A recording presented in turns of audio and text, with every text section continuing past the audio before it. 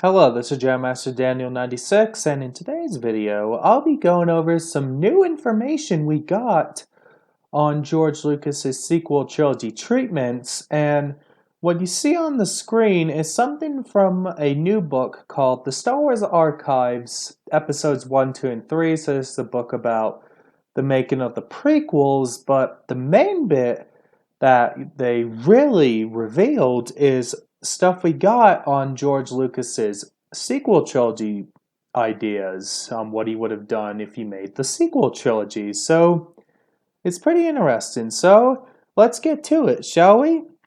Darth Maul trained a girl, Darth Talon, who was in the comic books as his apprentice. She was the new Darth Vader, and most of the action was with her. So these were the two main villains of the trilogy. Maul eventually becomes the godfather of crime in the universe because as the Empire falls, he takes over. The movies are about Leia, about how Leia, who else is going to be the leader, is trying to build the Republic. They still have the apparatus of the Republic, but they have to get it under control from the gangsters. That was the main story. It starts out a few years after Return of the Jedi, and we establish pretty quickly that there's this underworld. There are these offshoot stormtroopers who started their own planet, and that Luke is trying to restart the Jedi. He puts the word out, so out of 100,000 Jedi, maybe 50 or 100 are left. The Jedi have grown again from scratch, so Luke has to find 2 and 3-year-olds and train them. It'll be 20 years before you have a new generation of Jedi. By the end of the trilogy, Luke would have rebuilt much of the Jedi, and we would have the renewal of the New Republic with Leia, Senator Organa becoming the Supreme Chancellor in charge of everything.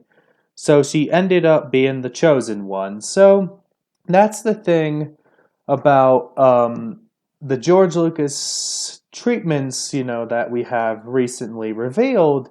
So Darth Maul was gonna be the big bad of the George Lucas sequel trilogy, and then we would have had Darth Talon from the Legacy comics. I know, Darth Talon was in the concept art for The Force Awakens, and Pablo Hidalgo confirmed that Darth Talon is in the George Lucas version of the sequel trilogy, and also, there's a fun fact that I read that George Lucas wanted Darth Talon in the Darth Maul game, which is pretty interesting. And so there could be more to why, when George Lucas and Dave Filoni were working on the Clone Wars, that they could have had, maybe this could have been the reasoning why they planned to bring Darth Maul back in the Clone Wars series. So there could be a lot more to it than we knew before of Darth Maul's revival in the Clone Wars. And we could also, because also in, Solo and all that, he's, a leader of the crime syndicate, Crimson Dawn. So at least they went with that, and then that was, also in the Clone Wars, he wants to lead the crime syndicates as well. So it makes sense there. So if George Lucas, made the sequel trilogy, you would have had Darth Maul alive post Episode 6.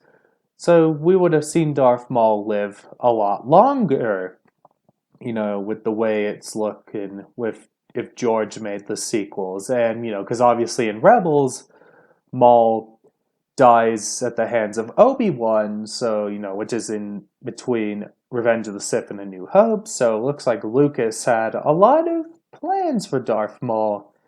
And, him bringing in the character Darth Talon. So, because he brought in, things like in the prequels, like the planet Coruscant and Ayla Secura, who originated in the EU, and then puts those into the prequel trilogy and also the double-bladed lightsabers. So in his sequel trilogy, he would have incorporated Darth Talon, so it would be pretty interesting. It's been well known with that, even if you have the Force Awakens art book, and then as I said earlier, in 2018, Pablo Hidalgo confirmed that Darth Talon is in George Lucas's version of the sequel trilogy. And that's pretty much all I gotta say. Don't forget to like this video, subscribe to the channel, comment what you think down below, and share this video to spread the word about the channel, and tell your friends to subscribe. Bye.